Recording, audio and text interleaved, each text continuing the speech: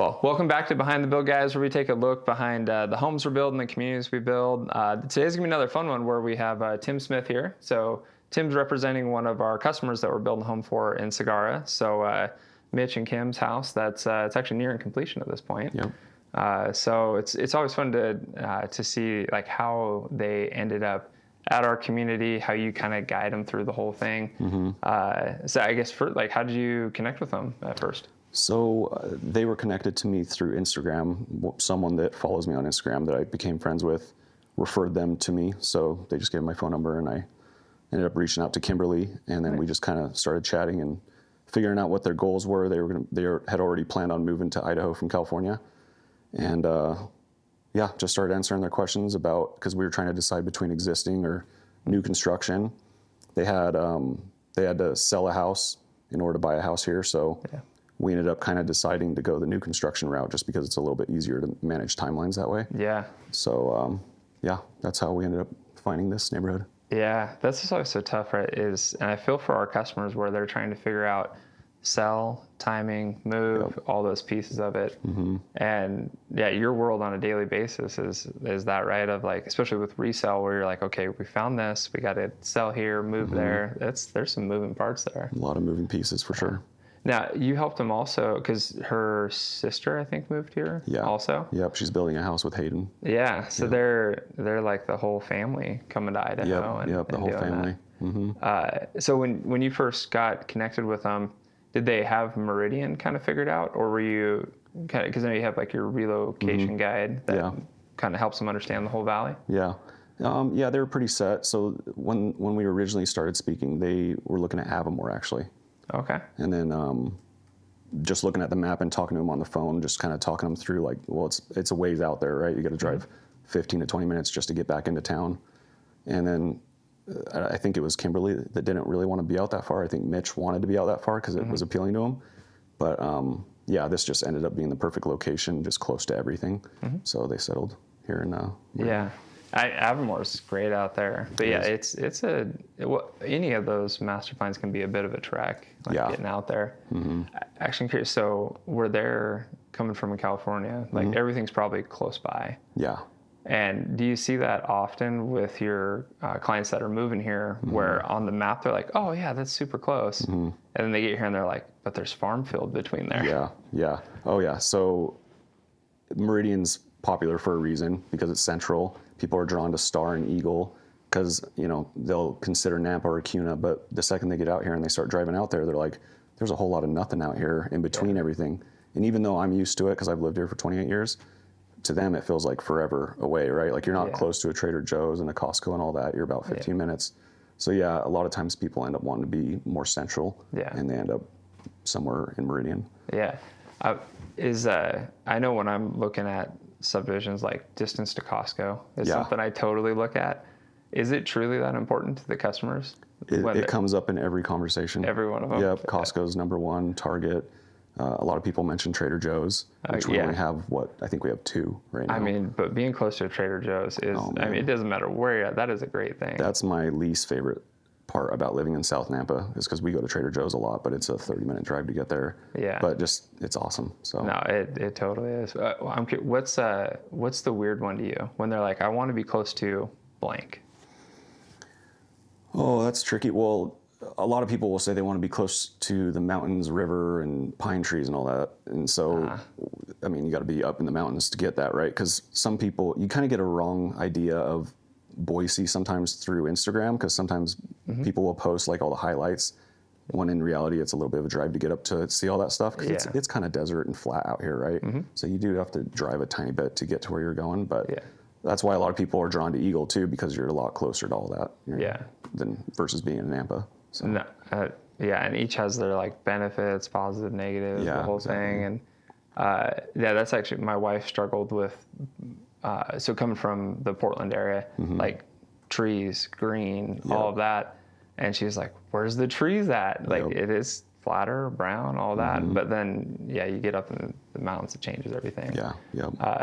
Is anybody ever shocked when they first come out for like their first trip by that piece of it of just flat, high desert, all that? Yeah, I've seen a lot of people say they're disappointed, right? It just didn't look like it was portrayed on Instagram, because that's where most people get their information, or on YouTube. And I always have to talk them through that and just be like, well, it's just a short drive up. It is close, but no, the reality is, like, it's pretty flat out here. Yeah. It's not super scenic like Oregon and some of the places they're moving from. Yeah. There's about 100 benefits though that I will say.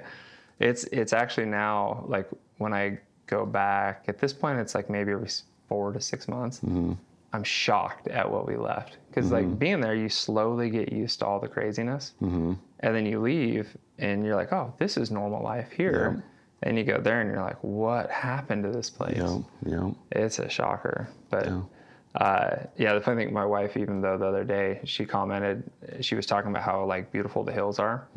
And when we first moved here, she was like, but where's the trees? They're like these brown mounds. And now she's like, oh, that's pretty cool. I'm like, yeah, it's growing on you. Yeah. Because she loved everything about here. It was the scenery that was a shock for her. Yeah. But you get used to it. And there's so many benefits that like outweigh all of that. Just the community, the lifestyle, it's family friendly, safe. Those are obviously things that are kind of priceless, right? Oh, yeah. No, and it's like I've told so many of our customers this too, because one that is looking at building in Valnova, we were talking this week, and they're like, but we're leaving our community, our family, our friends.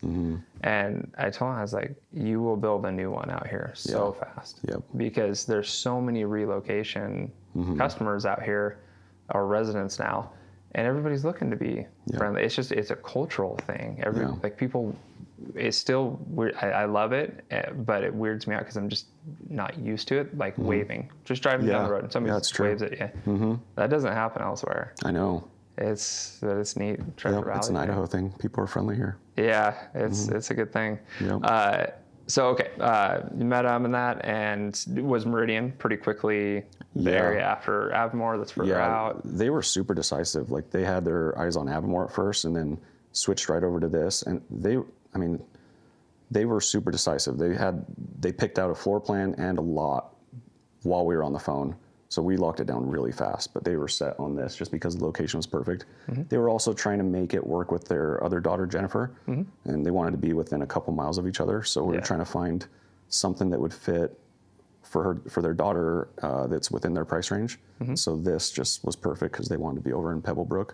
So it worked out really good. Yeah, that does work out good. Both are close by like that. So they built our Rogue floor plan, and it's not like full multi-gen the way that they had configured it all, but there's definitely that kind of multi-generational feel to it. Do you see a lot of people looking for that when they're relocating? Yeah, there's been quite a bit of that. A lot of parents living with their kids, just combine it. They'll sell their house in California, and that's this kind of the same situation with this one, where they wanted to help get Kimberly a bigger, nicer house, and they could just live together for a while. I have other clients doing the same thing with Lennar too, with their multi-gen. So I think there's actually, I would like to see more of these multi-gen floor plans be built, because it seems like it's a pretty big need out here. Yeah, it's funny. The first one we did out here, it was almost by mistake. Well, not mistake, but I was like, oh, let's test the waters. Let's see. And it was a quick move in, and then it sold in like 2 weeks. And I was like, oh, there's something to this. And then fast forward, they have all been because it's not just the multi-generational household I noticed. It's also a great bonus room. With the kitchenette and like all the stuff to it. It just kind of fits everybody's needs. But it's fun. I remember when I came here to meet them and do some of their selections and stuff. They had like the whole crew here, and I was like, okay, who's who again? I'm so bad with faces and names. I remember it was kind of fun because, he's got like a construction background to him. And I felt like I was almost being quizzed just a little bit, where he's like, well, what about the drywall here? What about that? But it was fun seeing, though, figuring out, okay, this room, his space, bathroom, rest of the house, all that stuff. Do you think that was one of the things with new construction, that kind of them being able to pick all their selections and do all that stuff? Definitely for Mitch, because as you know, he's been pretty involved in it. So they wanted to make alterations to it, which that's one thing that he said, working with you, he really loved the fact that you actually sat down and worked with him, because it's not always the case when you're building a house that you meet with the builder. especially when you do the production homes. So yeah, just being able to make different alterations to his room, because I think we moved a door or something like that to. Yeah. Well, the funny thing with their home is, like, everything they did is really, it's just like options we have. Right. Which is really, that's just how we try and like plan and set up all of our stuff. Yeah. But at the end of your selecting everything, it is your home. It is personalized to you, and it is unique to you, and all that stuff. Actually, I'm thinking about it, maybe there was one of the doors to the bathroom that wasn't a planned option.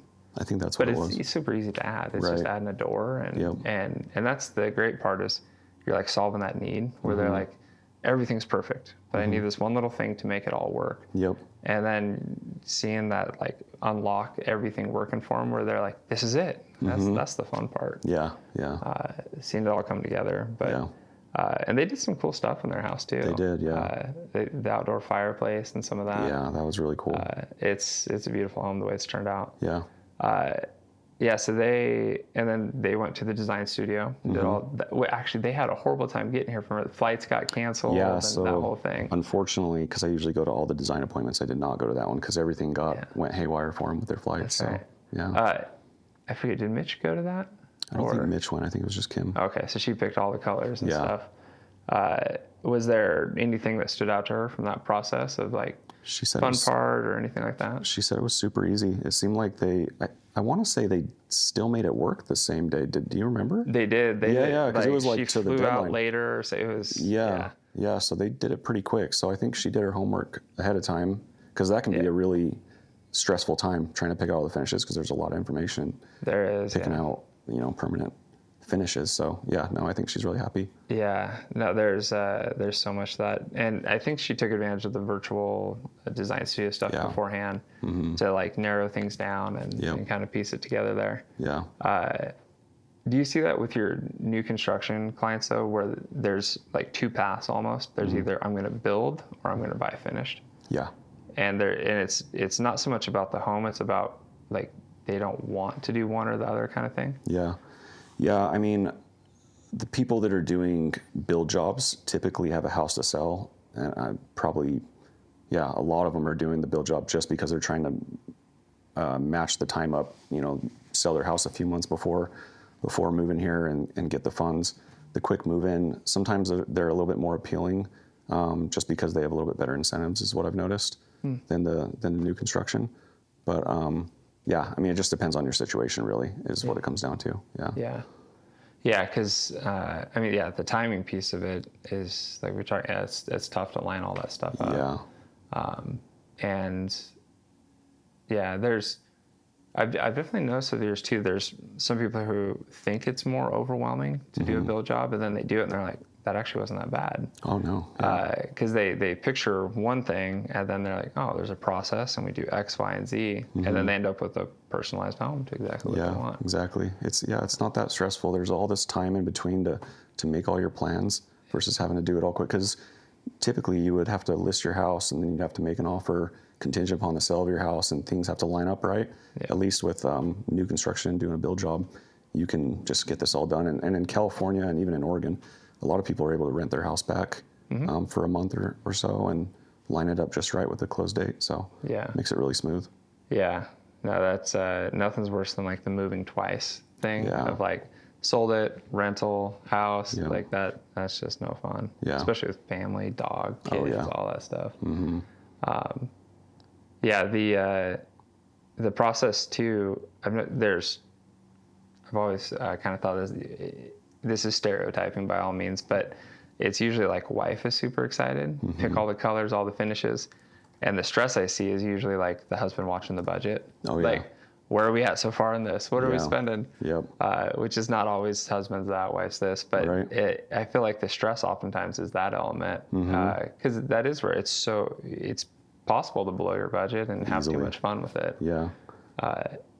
So when you do have clients doing build jobs, do you help them think about resale in that process when they're making those choices, bedrooms, bonus rooms, all that kind of stuff? Yeah, and that's why I like to be there at the design appointment, just to kind of help guide them through that. And I also, I like to look at homes and go talk about the base finishes and go through that first, just to show them what they can expect if they don't upgrade to certain things.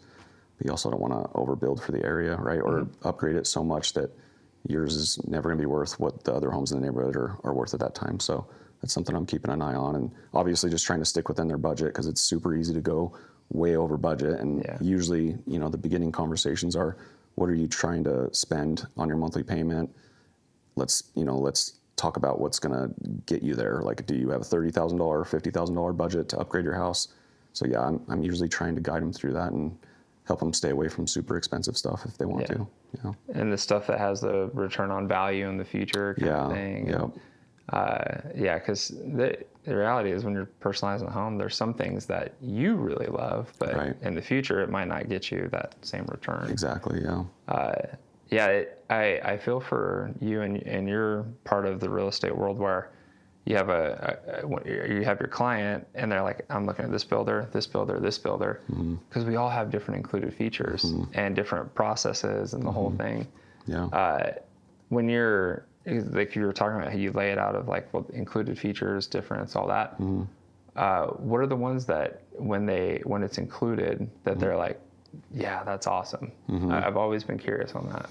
Well, just like when the flooring is upgraded a little bit, the cabinets, there's just, and I don't want to disparage any builders. So there's there's just some builders that just, it's very, very base, like bare bones, and it's just, you're gonna upgrade it for sure. And then there's some builders, like you're one of them, and I know Tresidio does a good job of that too. As far as what's included is pretty great, right? So you can get away with not upgrading your house, by spending $50,000, $60,000. So I always ask that question, like, what's the average upgrade cost for your build jobs? And sometimes it's like 30, but then there's some builders where you're going to end up spending 50 or 60,000. Or otherwise, you're getting really base finishes.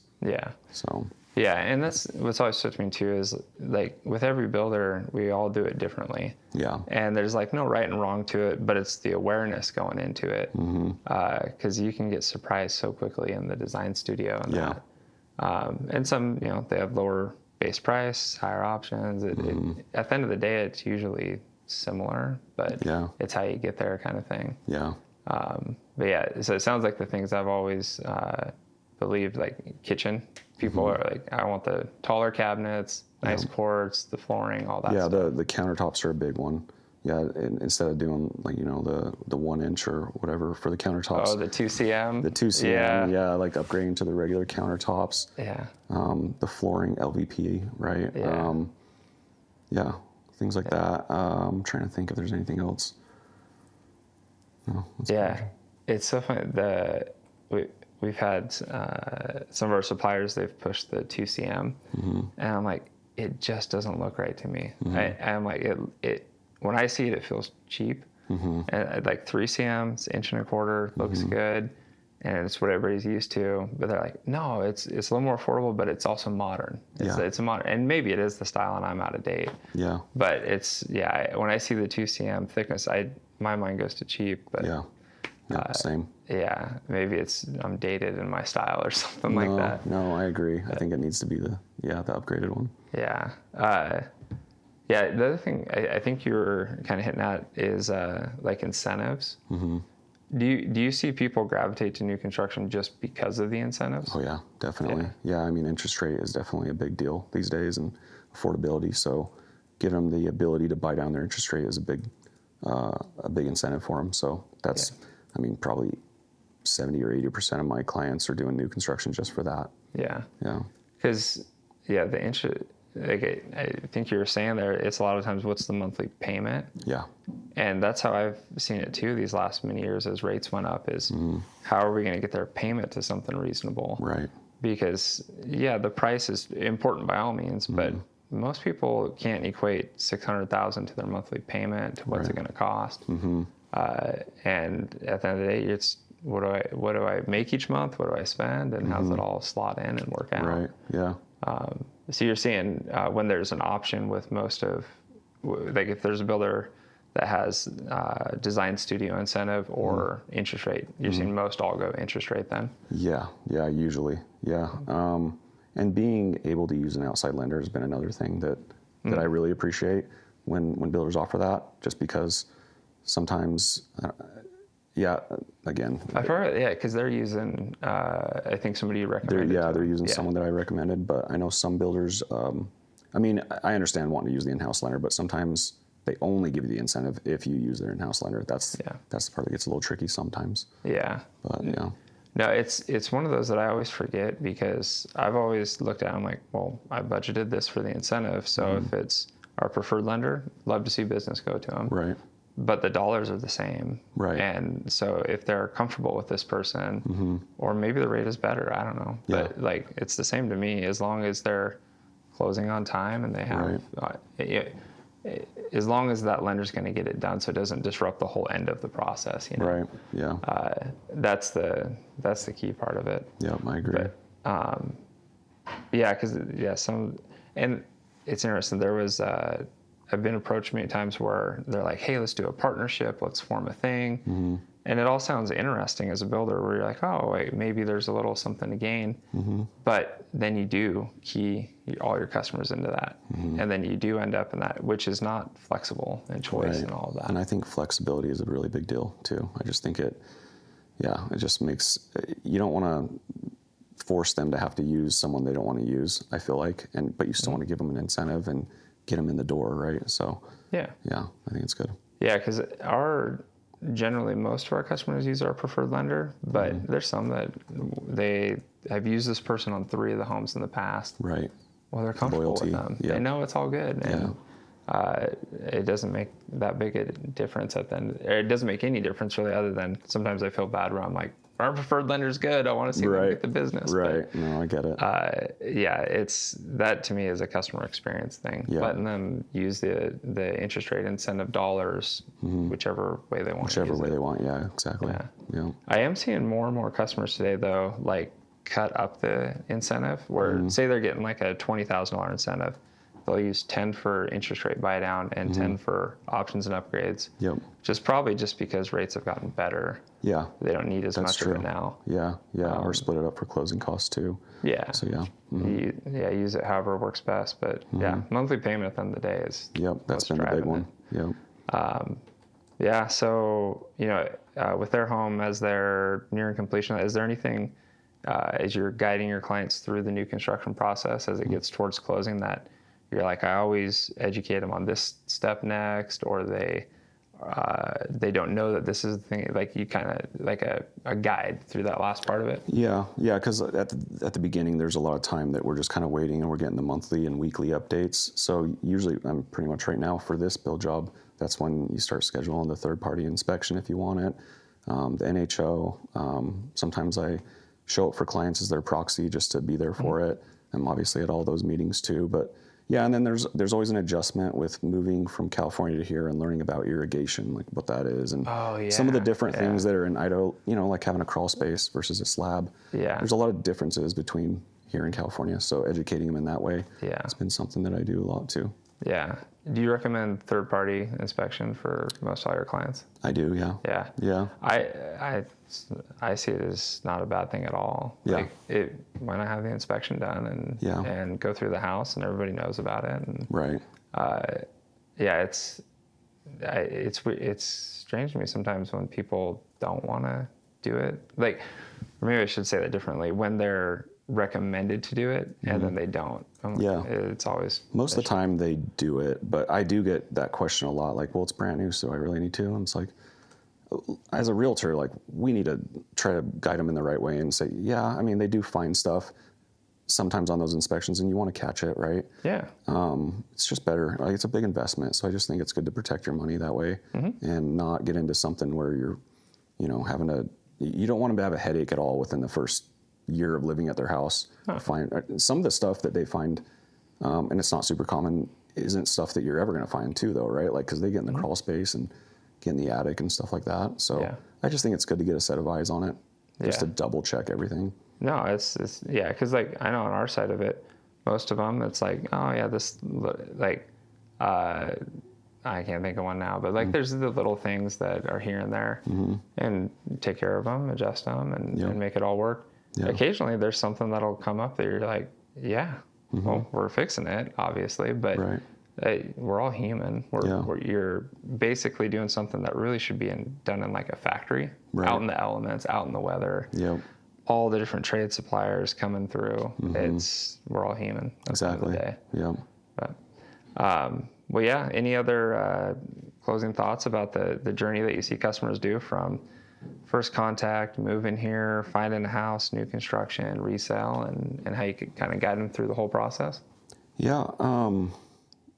I mean, working with you and working with Pacific Lifestyle Homes has been really great. So I definitely recommend looking at some of yours. I have a lot of clients that are actually looking at some of your developments. But I think that it just all depends on your situation. So I think that obviously reaching out to a realtor is important, just to kind of help them. They can help guide you through the process and determine whether you should be, go through the build process. Because sometimes with the build process, it's just so much information that they can't even wrap their brain around how this all works. It just sounds overwhelming. But I think that talking to someone that does it every day and understands it, they can kind of alleviate some of that stress and explain it in a way that makes sense. And it really is easier than it sounds. So yeah, just reaching out to a realtor that can help guide you. Yeah. Now I will say when one of our customers is looking at a build job and they have a good realtor like yourself, there's things that become easier. Like you're helping translate builder talk into that of base price, incentive, options. Yeah. Because it can feel overwhelming when really it's actually pretty easy. But I really think sometimes it's builder talk versus consumer. Yeah. And we think it makes so much sense, but we live it every single day. Right. And you're like the translator through it sometimes. Yep, exactly. Like, they're saying this, which means this. And then they're like, I got it. Yep, exactly. So, yeah. Cool. Well, thank you for making the time and coming on, and excited to see you move in the house. Yeah, thank you.